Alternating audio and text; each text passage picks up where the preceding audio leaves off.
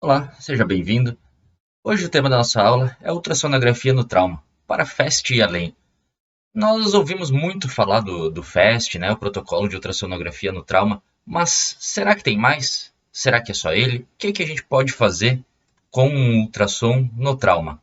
Então, nessa aula a gente vai discutir a importância da ultrassonografia no trauma, revisar quais são as janelas que a gente usa, qual é o normal e quais as alterações que podem aparecer. Então, né, começamos com um caos.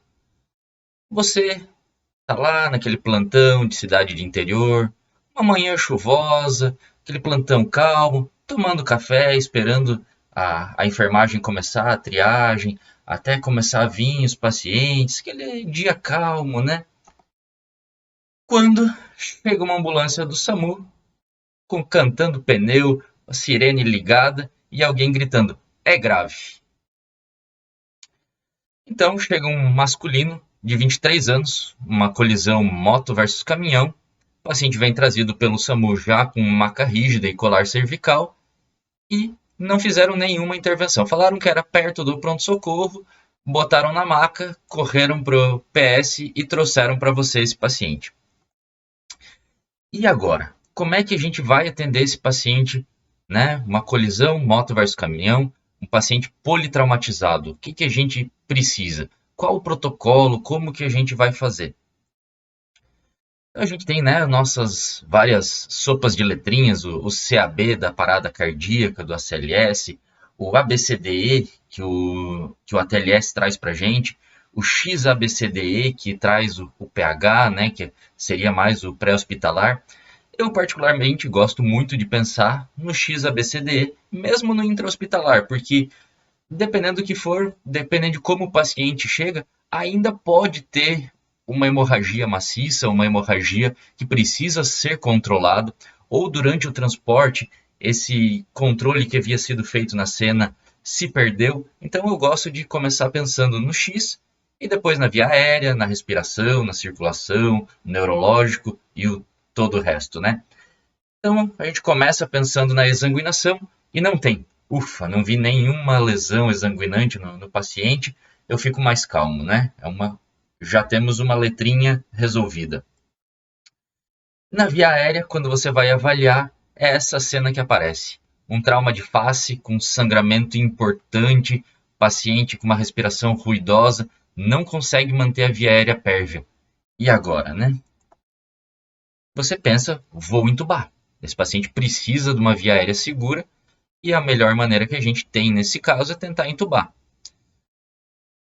E a gente tem que confirmar que esse tubo está no lugar certo, né? A gente tem muitas maneiras. O padrão ouro que a gente tem, né? A capnografia, a gente vê a passagem do tubo, tem várias outras maneiras. Mas como a nossa aula é de ultrassom, será que eu posso utilizar o ultrassom para ajudar a confirmar a posição do tubo? Então, a resposta é sim. Existem vários estudos que a utilização do ultrassom para confirmação da posição do tubo é praticamente ou, né, tão bom quanto a capnografia, que é o nosso padrão ouro. Então, é um método muito bom de a gente confirmar o posicionamento do tubo. Como é que a gente faz isso? A gente vai botar o probe no pescoço do paciente. Então, dá para usar até o nó do externo, um pouquinho mais acima, de preferência com um probe linear, para a gente ter uma visualização melhor dessa parte mais superficial. E o que a gente vai procurar é esse sinal da bala, né? Se você for muito criativo, consegue ver aqui como se fosse um projétil desenhado, né?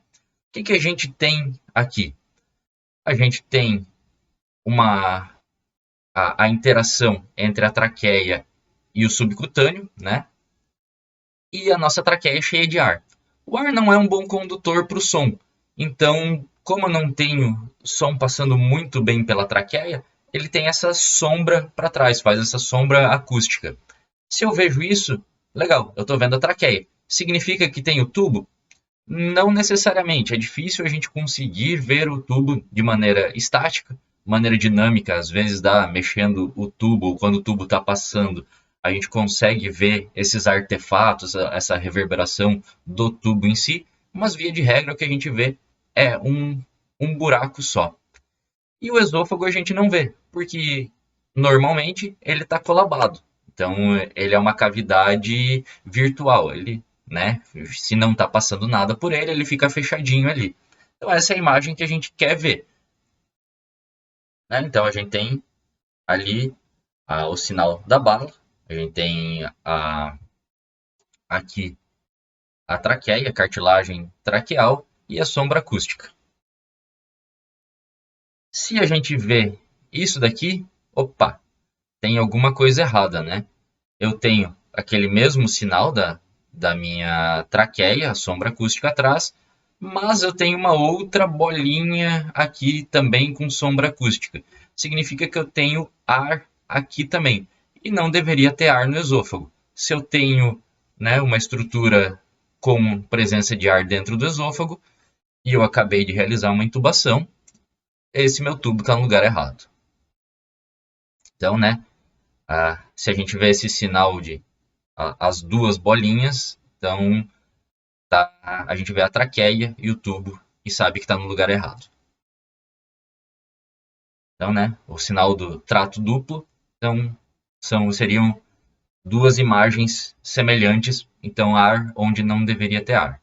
Isso é uma coisa que diz pra gente que esse tubo está no lugar errado, não preciso ventilar, não preciso de cap, não preciso outra maneira de confirmar. Se eu vejo essa imagem, já significa que eu posso tirar o tubo e tentar de novo.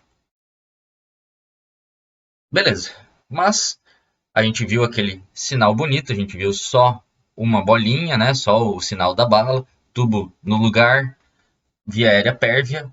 E agora? Qual que é o nosso próximo passo? Vamos garantir a respiração do paciente, a ventilação, né? Então a gente vê que no tórax o paciente tem uma escoriação importante em hemitórax esquerdo e antes da gente entubar, ele estava com uma frequência respiratória de 32, então o paciente respirando rápido, desconfortável, uma expansão assimétrica. E a gente já começa a pensar que lesões esse paciente pode ter, né? Trauma torácico, a gente geralmente vai pensar em hemo, em pneumo e contusão pulmonar, né? Que seriam as lesões do parênquima pulmonar que a gente pensaria nesse paciente. Como é que eu posso identificar? Posso usar a ultrassonografia? Sim, é o melhor método que a gente tem nesse momento. Obviamente, né, a tomografia é um método muito mais preciso, né? A gente consegue ver pneumotórax menores, consegue ver derrames melhores, mas se eu tenho um paciente ainda na sala de emergência e a gente não tem tomografia disponível em todos os lugares, né? Então, um paciente precisa estar estável para fazer tomografia, tem todos esses vieses.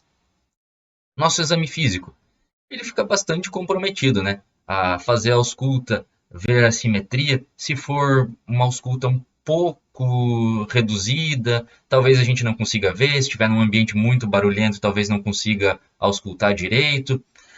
Para diferenciar o hemo do pneumo, né? Eu vou ter que fazer a percussão. A gente sabe que também não é uma coisa que é tão fácil, principalmente num ambiente de maior estresse, de maior barulho. Então aí a gente vê mais um papel para a ultrassonografia. A gente vai usar, né, o protocolo Blue, ou, né, a gente chama do EFAST, o FAST estendido para tórax, e vai procurar esses pontos, né? Então são basicamente de 6 a 8 pontos que a gente vai ter que procurar no tórax para procurar sinais de pneumo ou hemotórax. Então, o que a gente vê num ultrassom pulmonar normal? A gente vai botar o probe entre duas costelas, né? Então, além do ar, o osso não permite a passagem do som de maneira adequada, ele reflete, né, o som, então eu não consigo ver através dele, por isso a gente tem a sombra acústica das costelas, e entre as duas costelas eu tenho um campo pulmonar. Então aqui a gente vai ver a pleura e a gente não consegue ver o parênquima normal em si, mas a gente consegue ver alguns artefatos que vão nos dizer se esse parênquima tá bom ou tá lesionado. Algumas coisas que vão levar a gente a pensar mais em algum tipo de lesão. O que a gente procura então? Essa imagem aqui. as duas costelas fazendo sombra. Aqui no meio eu tenho essa linha branca que é a pleura, e a gente vê que ela está meio. Essa imagem talvez não seja a melhor, mas a gente vê que ela está meio tremilicando. Às vezes a gente consegue ver bem o deslizamento pleural. Se eu tenho deslizamento pleural, eu fico bem mais tranquilo, porque eu tenho a interface entre as pleuras preservada. Então eu não tenho nem líquido nem ar aí. Então isso é uma coisa que me deixa bastante tranquilo. Eu quero ver essa imagem. Além disso, a gente pode utilizar os dois modos que a gente tem no ultrassom, modo B e modo M, então bidimensional, que vai nos dar mais algumas informações. A gente consegue ver essa imagem, que era a que a gente estava vendo, né? Então, aqui a gente tem o transdutor, o subcutâneo, a pleura, e aqui ele está marcando para a gente essa ondinha aqui, essa linha mais esbranquiçada, que é uma reverberação, é um artefato da pleura. Isso daqui é a linha A. Então isso também significa que a gente não tem... diminui a chance de a gente ter um pneumotórax. Isso daqui a gente vê normalmente num pulmão seco, num pulmão saudável, né? E já nessa imagem, a gente tem o subcutâneo, a pleura, e aqui seria o parênquima. Né? A gente sabe que a gente não está vendo o parênquima, porque ele é muito aerado, o som não funciona muito bem, mas essa é a imagem que a gente tem de um pulmão normal. Então, né, o pessoal da radiologia passa muito tempo sozinho, no escuro, e acaba sendo bastante criativo e fica com saudade das férias, então eles viram uma praia nessa imagem. Então aqui a gente tem o mar, né, as ondas da praia, a arrebentação e aqui a areia. Isso daqui é o que a gente quer ver, né? Todo mundo gosta de ir para a praia, de, né, tirar as férias no resort na frente da praia e ver esse marzão bonito. Isso significa para a gente que o pulmão tá bom, que eu não tenho um pneumotórax nesse meu paciente. Se eu vejo isso daqui, eu já começo a ficar preocupado. Né? A gente tem as duas costelas, eu tenho aqui uma parte da minha pleura, né, se mexendo, então eu tenho deslizamento pleural aqui, termina aqui e essa parte aqui está parada. Esse fato de eu não ter o lung sliding, de não ter o deslizamento pleural, me diz que essa pleura está doente. No contexto do trauma, eu imagino que tenha ar separando uma pleura da outra. Então esse lung point no trauma é um sinal de pneumotórax. Então, né, o que a gente vai procurar no nosso paciente? Ou vamos ter um pulmão normal, com o sinal da areia ou da praia, né, que é o seashore, né? Então, aqui o mar e a areia, que é o que eu quero ver. Se eu não vejo o lung slide, né, não vejo deslizamento pleural, eu posso procurar esse sinal do código de barras ou da estratosfera, que eu não tenho mais essa interface que eu tinha aqui do mar e da areia. Agora eu tenho só essas linhas aqui parecendo um código de barra ou parecendo uma estratosfera. Então isso me significa que eu tenho um pneumotórax no paciente. E se correlato aquela imagem que a gente tinha uma parte com o lung sliding e outra parte parada, é o lung point. Então, para cá eu tenho pneumotórax e para cá eu ainda tenho essa interface entre as duas pleuras. Então, isso me permite até, de uma maneira,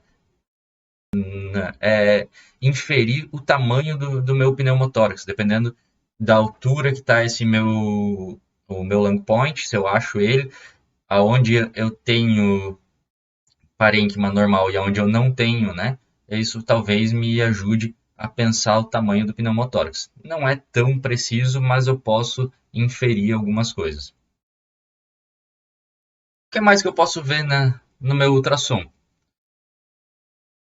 Eu não deveria estar vendo essa imagem, eu deveria estar vendo aquela imagem lá, né, das costelas e o subcutâneo e aquele parênquima que eu não consigo ver.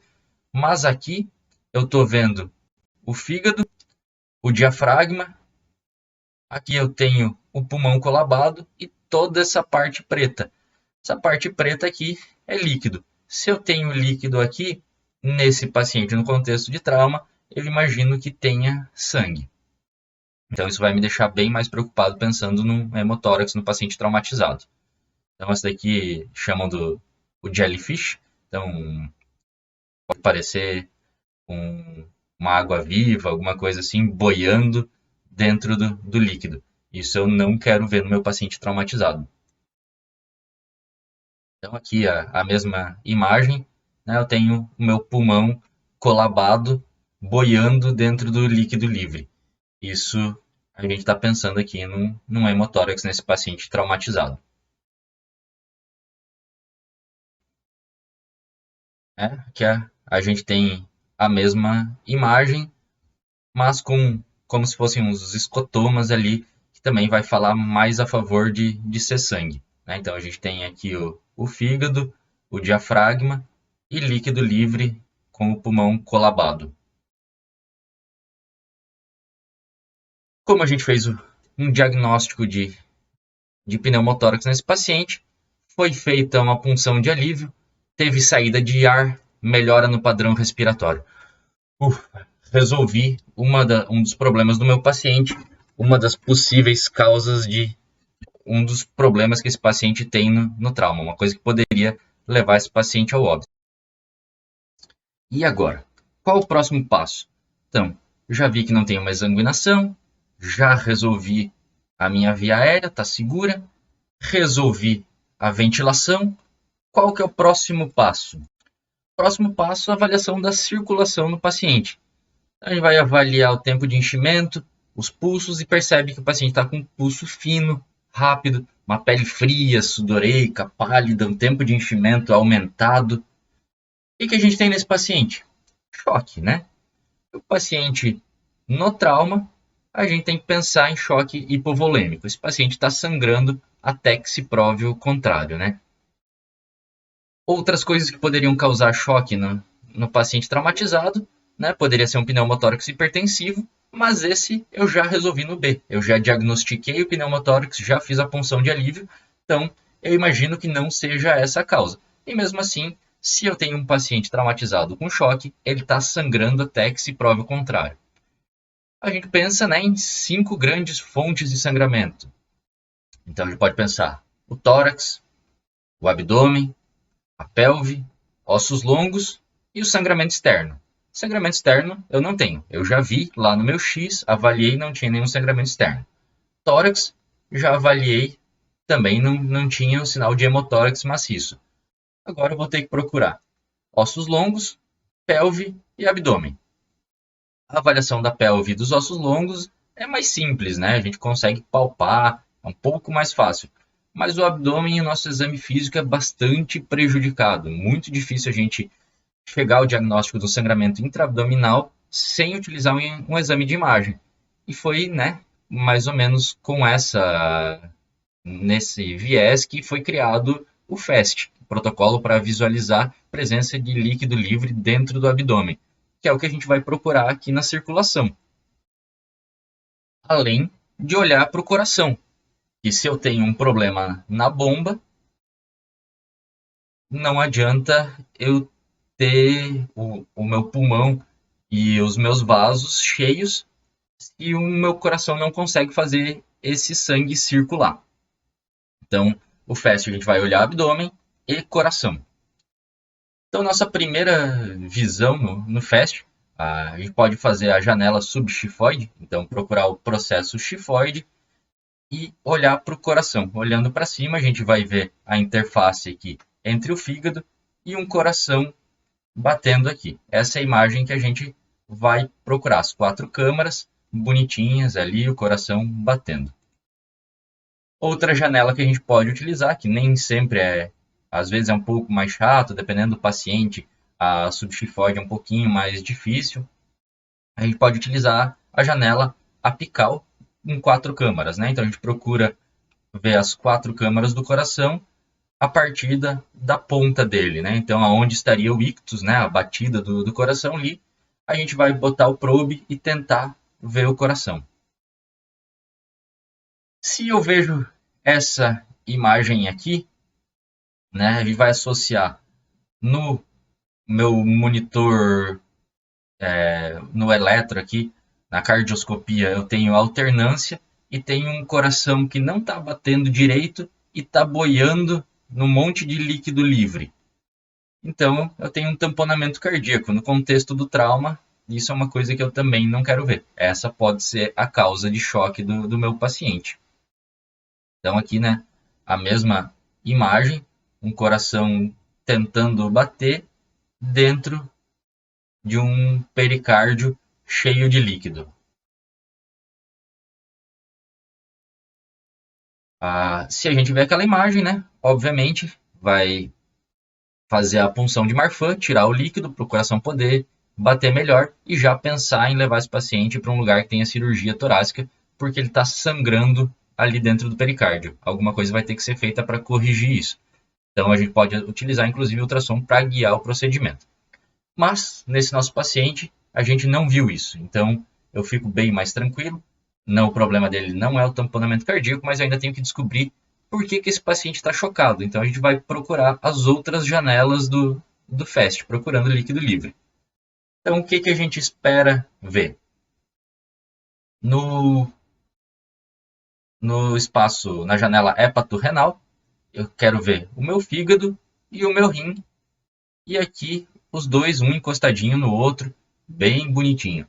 O diafragma e o pulmão. Então, né, sem líquido livre aqui no pulmão, e sem presença de líquido livre entre o fígado e o rim.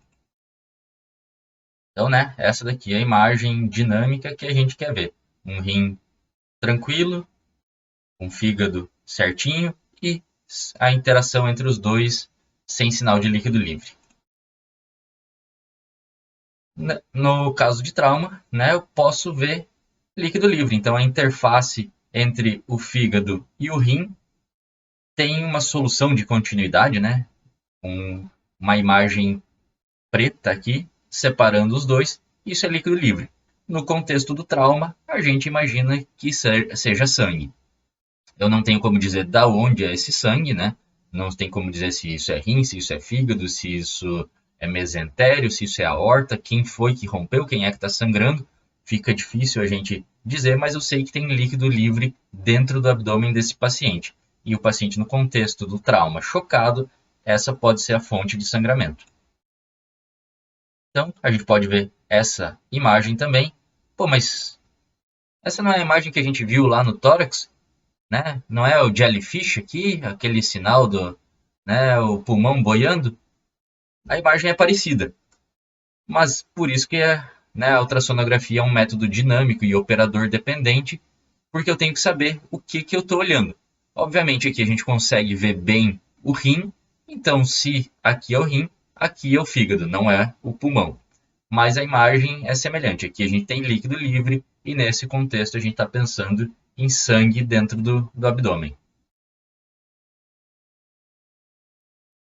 Além disso, a gente vai procurar o outro lado, né? A gente olhou o hépato renal, agora a gente vai olhar o espleno renal. São imagens razoavelmente parecidas, né? Em vez de eu ter o fígado, agora eu tenho o baço e o rim, e sem líquido livre entre os dois. Aqui o diafragma e o pulmão, né? Uma imagem bem semelhante à que a gente viu no outro lado.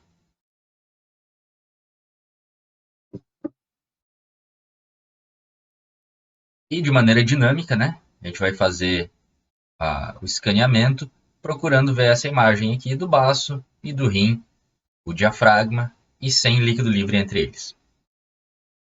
O que eu posso ver? A imagem com presença de líquido livre, né? Então aqui a gente tem a imagem de líquido livre em volta do baço, o rim e ele boiando aqui. Novamente, no contexto do trauma, a gente pensa num sangramento. E por último, no FAST, a imagem que a gente vai procurar é a janela suprapúbica. Então, botar o probe lá embaixo, em cima do osso púbico, do pubis, para a gente ver aqui a bexiga. Aqui embaixo a gente tem a próstata, né? Então, o paciente esse aqui é um masculino, pode ser o nosso paciente. E aqui a gente tem uma bexiga cheia e não tem líquido livre aqui. Ao contrário dessa imagem, que a gente tem uma bexiga cheia e a presença de líquido fora dela. Então, mais uma vez, a gente pensa em sangramento intraabdominal. Essa é uma das principais janelas para a gente olhar, porque o líquido tende a escorrer para baixo, e essa é uma das janelas que é bastante positiva, com pouco líquido, né? Então é uma janela que a gente tem que prestar bastante atenção. Nosso paciente, né? Então, politraumatizado, chocado, a gente viu que tinha um pneumotórax, resolveu, continuou chocado, a gente procurou a causa e viu líquido livre no abdômen. E agora? O que que a gente vai fazer com esse paciente? Então, o que que a gente precisa fazer? Reposição volêmica. Então, pensando aí, paciente chocado, de preferência, se a gente tiver acesso a hemoderivado, já iniciar hemoderivado para esse paciente. A gente tem líquido livre no abdômen. No paciente chocado, ele está perdendo sangue, né? Então, a gente já tem que pensar na reposição de hemoderivado. Se ele não tiver, aí a gente tem que pensar no Ringer, né? A hipotensão permissiva, tudo aquilo. Mas, principalmente, a gente já tem que pensar que esse paciente tem indicação de cirurgia. Para corrigir o sangramento, né, então eu tenho um balde furado. Não adianta eu começar a jogar água se eu não fechar o furo. Então eu preciso indicar a cirurgia desse paciente. Preciso conversar com o meu cirurgião. Paciente chocado, líquido livre no abdômen, né, vai precisar de centro cirúrgico. Se eu não tenho acesso a isso, né, a gente está aqui no nosso PA de uma cidade pequena, não tenho cirurgia, não tenho centro cirúrgico, é um paciente que eu já tenho que pensar em levar para um recurso na minha rede que tenha acesso a um banco de sangue e a cirurgia. Além disso, né, a gente fez o nosso X, o A, o B, o C e agora no D, a disfunção neurológica. Esse nosso paciente aqui deu entrada irresponsiva e como ele tinha um problema em via aérea, acabou nem avaliando como é que estavam as pupilas dele, foi direto para intubação com sequência rápida e agora ele está com miose bilateral, né? O paciente está sedado, está sendo utilizado um opioide, então fica difícil eu avaliar o neurológico desse paciente. Como é que a gente pode?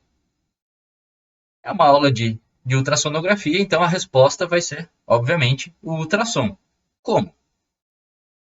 A bainha do nervo óptico. Então essa é a técnica que a gente vai fazer, de preferência com um probe que tenha uma resolução boa em profundidade baixa, né? Aí a gente utilizando um probe linear, a gente vai procurar a bainha do nervo óptico, então a gente não está vendo só o nervo, é toda a bainha dela, que é o que vai edemaciar em caso de hipertensão intracraniana, e a gente vai fazer duas medidas. Uma medida da retina de 3 milímetros e nessa altura a gente vai medir a bainha do nervo óptico. Então, né, essa daqui é a imagem que a gente tem com um probe com uma qualidade muito boa. Então a gente vai ter a córnea, a lente, o humor vítreo. E aqui na retina a gente vai botar nosso marcador, 3 milímetros para baixo, a gente vai fazer a medida da bainha de nervo óptico. Existem algumas controvérsias, tem gente que usa o ponto de corte de 4 milímetros, 45, 50, até 60 milímetros, mas basicamente, assim, acima de 55 a gente já pensa que esse paciente tenha um edema, uma hipertensão intracraniana. Esse nosso paciente com 0,58, já penso que ele tem alguma coisa expandindo no cérebro dele. E num paciente desse daqui, não tem dúvida, né? 6,2, com certeza ele tem um aumento da pressão intracraniana e essa bainha do nervo óptico está aumentada. Além disso, se a gente conseguir, pode ver o papiledema, que a gente aprendeu lá na faculdade, né? Que fazer a fundoscopia é uma coisa que é muito difícil a gente fazer num pronto-socorro. A maioria não tem a mão e o olho, né, para ter certeza que está vendo um papiledema, vai ficar em dúvida, às vezes não tem nem um oftalmoscópio disponível. Então, com o ultrassom a gente consegue ver a papila aqui em cima, né? Então a gente tem a retina aqui e tem um botãozinho saindo, isso significa que eu tenho um aumento da pressão intracraniana. Que foi exatamente o que a gente viu nesse paciente. Coitado do paciente, né? Cheio de coisa. Mas e agora? Está identificada a hipertensão intracraniana. a gente vai iniciar medidas para reduzir. Então, o paciente que está chocado, está com sangramento, talvez não seja o ideal fazer o manitol, talvez uma solução salina hipertônica, né? A gente vai pensar em reduzir essa pressão intracraniana e com certeza vai precisar de avaliação da neurocirurgia. Eu vou precisar de tomografia e talvez precise de uma intervenção neurocirúrgica aí. Então, se a gente não tem acesso, já não tinha acesso à cirurgia e banco de sangue, agora a gente precisa mais da neurocirurgia, é um paciente que a gente precisa transferir para um centro de trauma, para nossa referência, né?